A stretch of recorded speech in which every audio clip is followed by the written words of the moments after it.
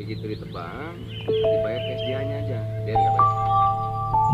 Jadi pemerintah memberikan, misal memberikan 1 juta, tapi kembalinya kepada pemerintah hanya mungkin mau ibu saja.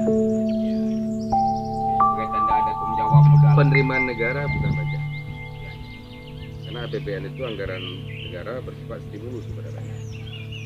Mudah-mudahan saja Pak bisa jalan. Karena apa? Kalau proses lain dengan uang, termasuk yang pernah juga mendapatkan dirawat sendiri rencana kacang delai besar-besaran. Itu program luar biasa Pak. Pencanangannya.